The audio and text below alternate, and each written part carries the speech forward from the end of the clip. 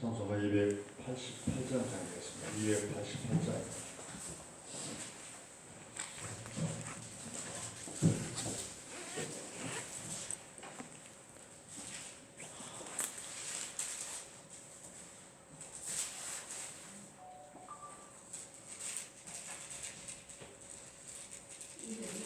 (288장입니다) 288장.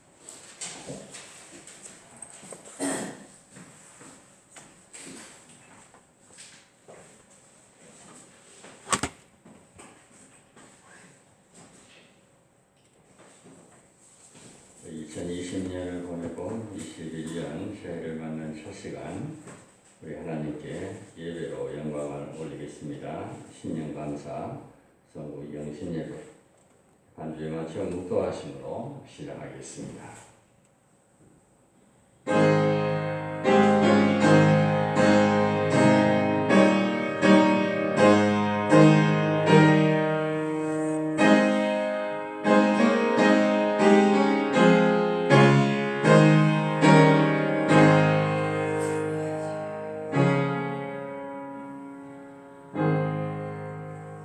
그러므로 우리가 이제부터는 어떤 사람도 육신을 따라 알지 아니하노라.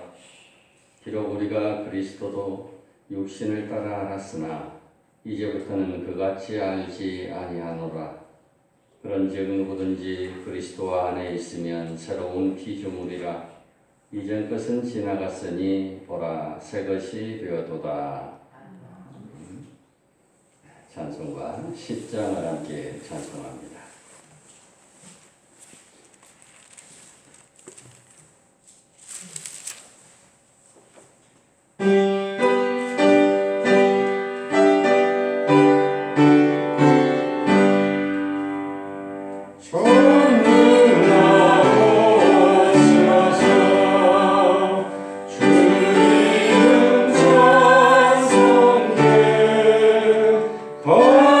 Oh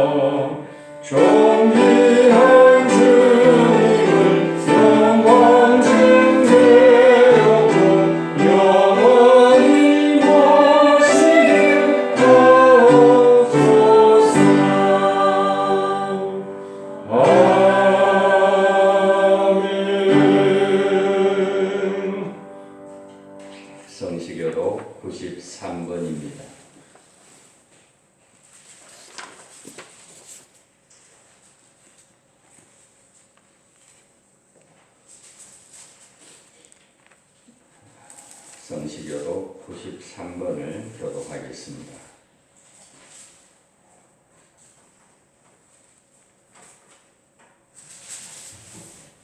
주께서 일찍에 땅의 기초를 놓으셨사오며 하늘도 주의 손으로 지으신 바니이다.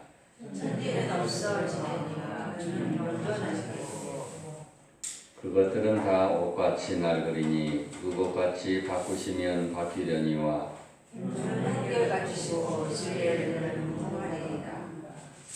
너희는 이전 일을 기억하지 말며 옛날 일을 생각하지 말라. 오라 내가 새 일을 하나니 이제 하나님이라. 너희는 유혹의 욕심을 따라 썩어져가는 구습을 따르는 옛사람을 벗어버리고 오직 너희의 생명이 새롭게 되어 하나님을 따라 의와 진리의 거룩함으로 지으심을 받은 새 사람을 따라.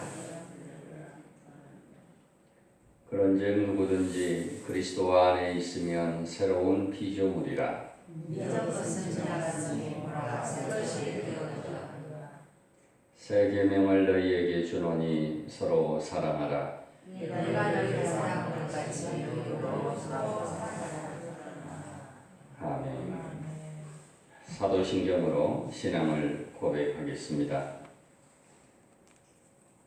나는 전능하신 아버지 하나님 천지의 창조주를 믿습니다. 나는 그의 유일하신 아들 우리 주 예수 그리스도를 믿습니다. 그는 성령으로 잉태되어 동정녀 마리아에게서 나시고 본디오 빌라도에게 고난을 받아 십자가에 못 박혀 죽으시고 장사된 지 사흘 만에 죽은 자 가운데서 다시 살아나셨으며 하늘에 오르시어 전능하신 아버지 하나님 우편에 앉아 계시다가 거기로부터 살아있는 자와 죽은 자를 심판하러 오십니다. 나는 성령을 믿으며 거룩한 공교회와 성도의 교제와 죄를 용서받는 것과 몸의 부활과 영생을 믿습니다. 아멘. 552장 찬송가 552장 찬송 후에 김영철 장로님께서 기도 인도하시겠습니다.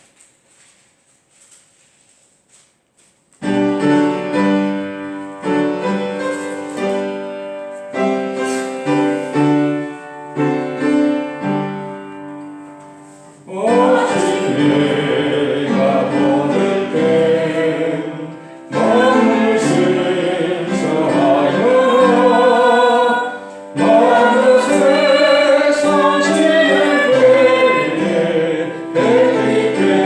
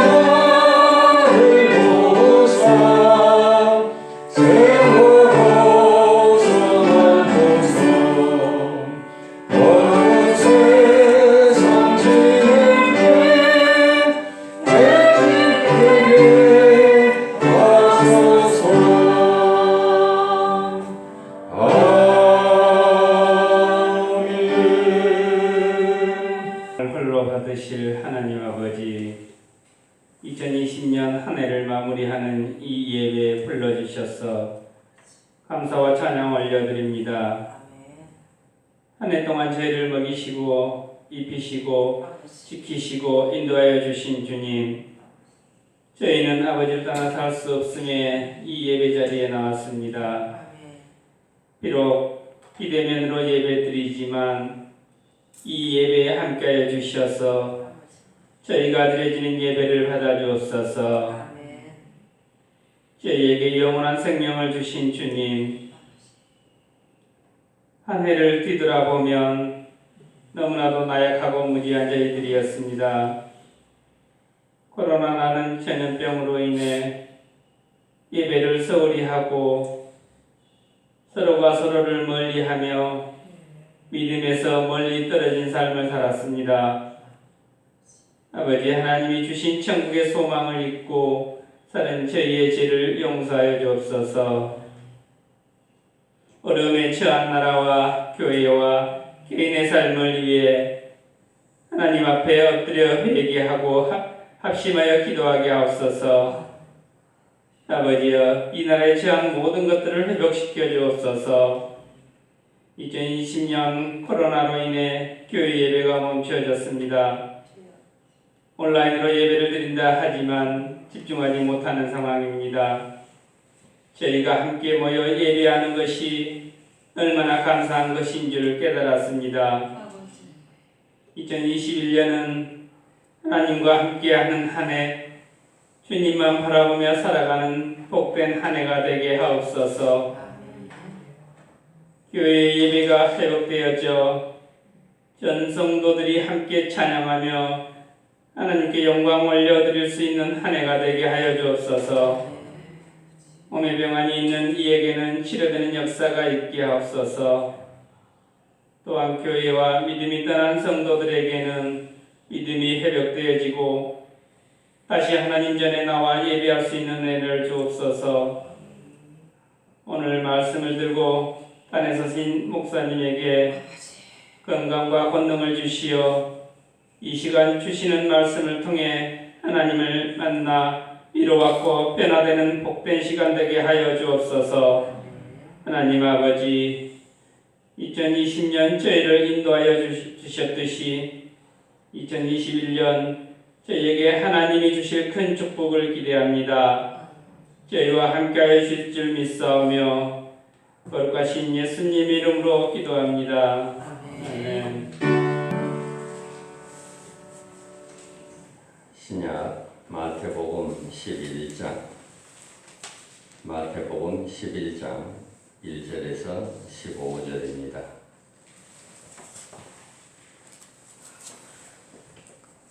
신약 성경 16조,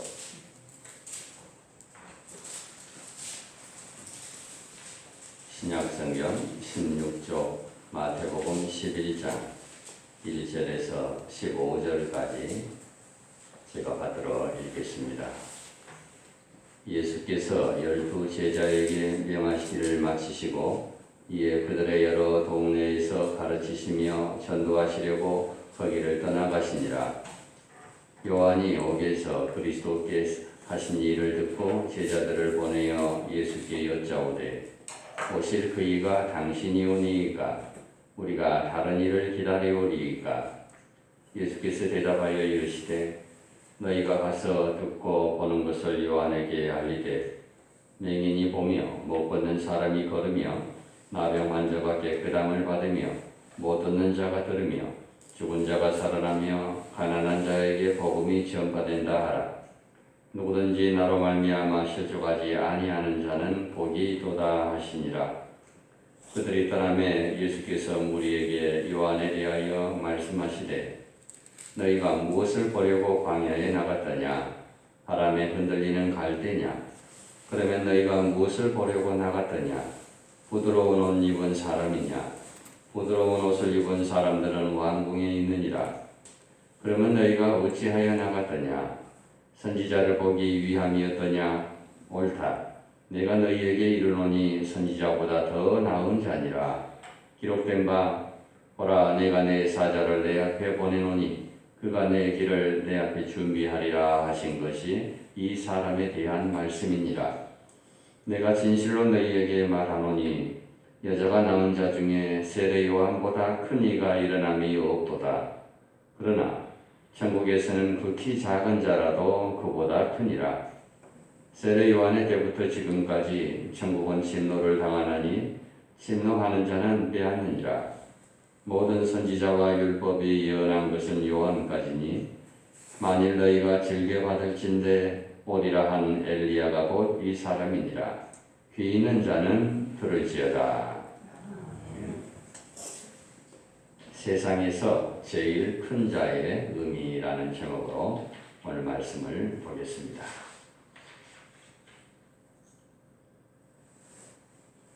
법조계에서는 후배가 사법연수원이나 고시패스한 그러한 후배가 자기보다 상석에 앉아버린다면은, 그러니까 자기보다 빨리 부장검사가 된다든지 부장판사가 된다든지 그러면은 선배 법조인은 옷을 벗는 것이 불문율의 관례입니다.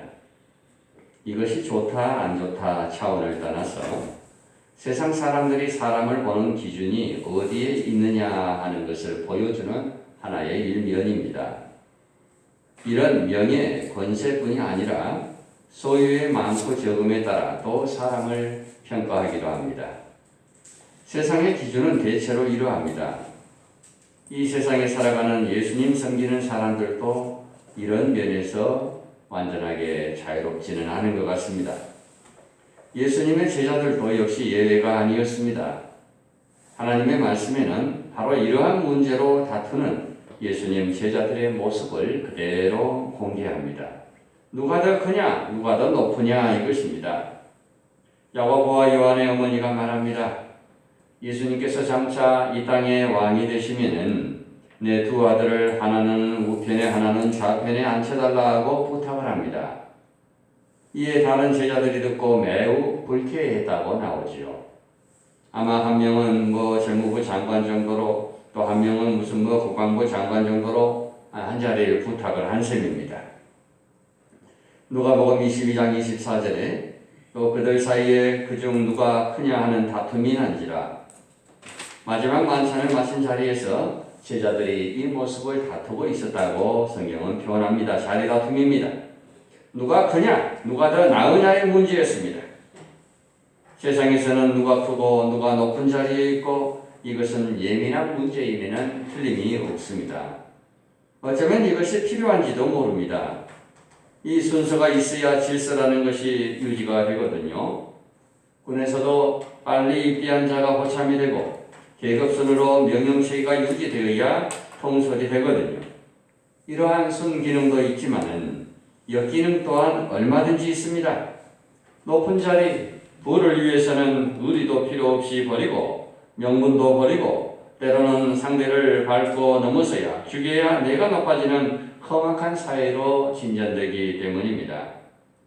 이런 세상적인 생각이 교회 안에까지 들어와서 교회 안에서도 이런 문화가 점점 자리 잡고 있습니다. 우선순위를 따지는 경향이 있습니다. 세상 사람들은 그럽니다. 목사, 장로, 권사, 집사 이런 서열을 매깁니다. 제발 이런 거 따져서는 안 됩니다. 목사는 목사로서의 역할이 있습니다. 이렇게 설교하는 역할이 있고, 장로는 장로로서, 집사는 집사로서, 찬양대, 교사는 교사로서 찬양대로서의 역할의 차이이지 서열의 차이가 결코 아니라는 것을 제대로 아셔야 됩니다. 진정한 일꾼은 큰 그릇에 지위와 또 부, 명예가 아닌 어떤 역할이든지 충실히 그 영향력을 감당하고 끼치느냐에 따라 또 그렇지 않느냐에 따라 달라지는 겁니다. 여러분에게 지위, 명예, 부가 필요하지요. 이런 복 여러분 많이 받아야 됩니다. 그러나 더 바라는 것은 그 가운데서 어떤 영향력을 끼치느냐 하는 것이 훨씬 더 중요하다는 것을 놓치지 마시기를 바랍니다. 높은 자리에 있다고 배웠다고 존경하는 것이 아닙니다. 부자라고 존경하는 것도 아닙니다. 그 사람이 어떠하냐, 어떤 영향력을 끼치느냐 이것이 중요합니다. 그런데 지금 우리나라가 많이도 변했습니다. 흥부와 놀부 이야기가 교과서에 나왔습니다. 우리 때는 흥부가 착한 사람이고 우리는 흥부를 본받아야 된다. 이렇게 배워왔는데 지금 이 시대의 이제 젊은 사람들은 아니다. 어떻게 해서든지 놀부처럼 해서라도 부자가 되고 앞서가야지. 놀부를 배워야 된답니다. 그 세상이 이렇게까지 많이 바뀌었어요. 1980년 스위스에서 자동차 경기가 있었습니다. 세계적인 카레이서라고 하는데 운전수들이 참전을 합니다. 스위스, 이탈리아는 최강의 선수들이었기에 이들의 모습에 카메라들이 집중합니다.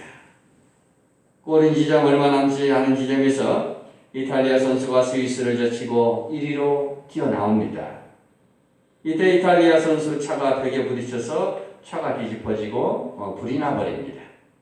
승리는 이제 스위스 차지입니다. 그런데 이때 급브레이크 소리와 함께 스위스 차가 멈추고 소화기를 꺼내서 이탈리아 차 불을 끄고 구조를 합니다. 구급차가 달려와서 실려가고 부상 선수는 구출되었습니다. 다른 차들이 1등, 2등을 해버렸습니다.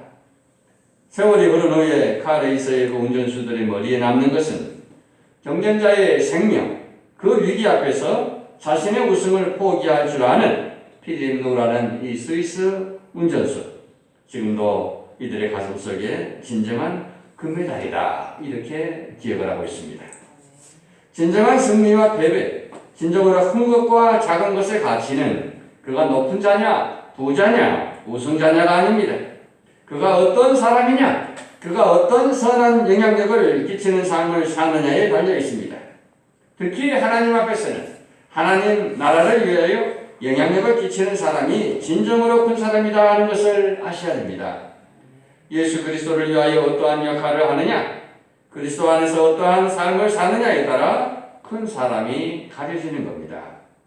그것을 예수님께서는 말씀하시는데 특별히 11절. 자, 11절을 보십시다.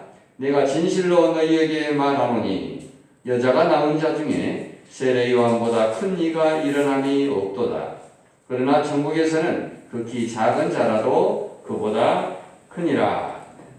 오늘 본문에 세례 요한에 대해서 말씀해 주시는데 여자가 낳은 자 중에 이 세례 요한보다 크다고 인정될 만한 사람이 없다. 왜 주님께서 이렇게 말씀하시는 것이겠어요? 진짜 세례 요한보다 위대한 인물이 없습니까? 세례 요한은 짧은 30대 인생을 살다가 죽었습니다. 우리 인생 입장에서 보면 실패입니다. 그러나 하나님 입장에서 보면 최고로 잘 살았다는 겁니다. 우리가 성경을 보면 위대한 인물들을 얼마든지 만날 수가 있습니다. 아브라함, 모세, 여호수아, 다윗, 엘리야, 다니엘, 사무엘 얼마나 쟁쟁한 인물들이 많습니까? 객관적으로 보면 세례 요한보다 훌륭한 사람들이 많이 있습니다. 그런데도 왜 주님은 세례 요한에 대하여 여자가 낳은 자 중에 세례 요한보다 큰 이가 일어남이 없도다 라고 하는 본문에 이렇게 평가를 하시는 것일까? 그것은 바로 세례 요한의 역할 때문입니다. 역할뿐만 아니라 그분의 인격과 능력은 대단했습니다. 온 이스라엘 사람들이 세례 요한을 인정했고 그의 설교와 세례를 받기 위해서 광야로 나왔습니다. 그는 위대한 사람이었습니다. 그렇지만 그가 정말로 중요한 역할을 한 것은 주님의 길을 예비하는 자였다 이겁니다. 세례 요한에 대하여 성경 마태복음 3장 3절에 그는 선지자 이사야로 말씀하신 자다. 광야에 외치는 자의 소리가 있어 이르되 너희는 주의 길을 예비하라. 그의 길을 곧게 하라 하였느니라고 나옵니다. 역할이 어떠했느냐를 중요하게 보신다는 말씀이에요. 주님의 길을 예비하는 것입니다. 개인의 능력, 명성, 부가 아니라 주님을 위하여 어떤 역할을 하고 있느냐 이것이 중요하다는 것을 알 수 있습니다. 주님을 예비하는 마음으로 빗자루를 드는 것도 중요한 역할이고 주님 예비하는 마음으로 교회 식당에서 설거지하는 것도 주님의 길을 예비하는 모습입니다. 대부분 교회를 보세요. 1인 3역입니다. 일찍 교회 학교 나와서 교사분들 고생하고 아이들과 한바탕 하고 그래도 말씀을 심어주지요. 시끄럽고 어지럽지만은 그러한 중에도 하나님의 말씀은 그들의 심령 속에 심어집니다. 이것뿐입니까? 곧 있을 찬양대 연습, 본예배 마치면 또 찬양대 연습. 주일이 말 그대로 편히 쉬는 날 좀 편해야 되지만은 주님의 길을 예비하는 마음으로 이 일을 감당해 가는 겁니다. 큰 교회야 찬양대 하려면 원서를 내고 음대 출신 중심으로 선별하고 교사분들도 엄선하지만은 작은 교회는 기능보다는 열정, 마음, 주님의 길을 예비하고자 하는 그 마음이면 가능합니다. 어찌 보면 고마운 여건입니다. 아내는 아내로서, 자봉사는 봉사의 손길로서 세례요한과 같은 그러한 임무를 해내고 있는 것입니다. 곧 주님 오실 날을 고대하면서 준비하며 기다리고 주님 오심을 전파하며 기다리는 것, 이 일이 진정으로 큰 일이며 이 일을 감당하는 자를 주님께서는 크다고 하십니다. 우리 교회를 돕고 있는 제 친구 기아자동차 친구 이야기를 언젠가 해드렸습니다. 황교 베델교회 집사님이십니다. 이 사람은 아침 일찍 교회에 가서 교회 봉사하는 재미로 주일을 보내는 사람입니다. 모든 예배가 끝나고 저녁에 들어옵니다. 교회에서 할 수 있는 봉사를 다 찾아서 합니다. 물론 코로나 있기 전에 그러한 모습입니다. 주님의 잣대는 우리 세상과는 다릅니다. 후배 법관이 승진해버리면 자존심을 상해서 옷을 벗어버리는 법관의 명예가 잣대가 아닙니다. 후배 검사가 승진해버리면 그 웃기수는 옷을 벗어버리는 이런 자존심, 명예가 잣대가 아닙니다. 준비성 있는 사람, 세례요한처럼 예수님을 높이는 사람, 나는 예수님을 높이는 예수님의 앞길을 스스로 주는 빗자루와 같다는 그러한 생각으로 가득 차 있는 자, 이런 사람을 하나님은 크다고 높다고 해 주신다는 말씀입니다. 세례요한이 회개의 복음을 통해 주님의 길을 예비한 것과 같이 우리도 삶의 현장에서 많은 사람들이 주님 앞에 나오는 것을 예비할 수 있기를 바랍니다. 영혼을 주님께로 인도하는 것, 이 일이 참으로 큰 일이요, 이 일을 감당하는 자가 참으로 큰 자임을 주님은 가르쳐 주십니다. 세례요한은 그 당시 오실 예수님을 증거하며 예비했지만은 우리는 앞으로 다시 오실 그 재림 예수님을 예비하는 사람으로서 우리 삶의 현장에서 선교사로서의 삶을 살아가자는 겁니다. 인생의 목적을 분명히 정하자는 겁니다. 나만의 신앙, 나의 개인 구원, 이것은 진작 이제 뛰어넘었어야만 합니다. 요한처럼 주님의 길을 예비하는 다른 사람의 구원을 위한 길을 닦는 그 역할을 할 줄 알아야 된다, 이 말입니다. 그렇다면 우리들도 여인이 낳은 자 중에서 큰 사람이다 하는 큰 사람 하나님께서 인정해 주시는 그런 역할을 하게 될 겁니다. 11절 하반절에 그러나 이렇게 나옵니다. 그러나 천국에서는 극히 작은 자라도 그보다 크니라. 세례 요한을 엄청나게 띄워놓고 그러나 또 해놓습니다. 천국에서는 지극히 작은 자라도 그보다 더 크다. 그리스도 안에 살아가는 사람은 세상에서 큰 자보다 오히려 더 큰 사람이라는 겁니다. 세상에서 아무리 크다 할지라도 만약 주님의 십자가와 부활을 알지 못하고 그 영광 가운데서 살아가지 못하는 사람, 세례 요한만 또 못하는 사람이요, 더군다나 천국에서는 도대체 게임이 되지 않는다는 겁니다. 뭐 천국에 오지를 못하니까 게임도 안 되겠죠. 세례 요한은 예수님의 오심을 증거했고 예비했지만 주님의 십자가와 부활은 보지를 못했습니다. 그러나 우리는 십자가와 부활 사건을 알고 있습니다. 그리고 이제 그 부활의 영광을 증거하는 증인이 되었습니다. 그래서 세례 요한보다 더 큰 자라고 하신 겁니다. 감리교 창시자 요한 웨슬리가 명상 중에 하나님의 나라를, 그러니까 천국을 환상 중에 다녀왔습니다. 마침 그때 베드로 사도를 만났답니다. 그래서 이 양반이 질문을 했습니다. 자기와 같이 감리교 활동을 하고 자기보다 조금 먼저 죽은 그러한 친구들, 그들의 안부를 묻습니다. 저와 같이 감리교 운동을 했던 친구들 지금 어디 계십니까? 베드로는 장구를 뒤적 하더니 없다. 깜짝 놀랐습니다. 아이고, 우리가 잘못했구나. 내가 잘못한 것이다. 그렇다면 칼빈을 따르는 장로교회는 얼마나 와 있습니까? 그 베드로 어른이 장구를 뒤적뒤적 하더니만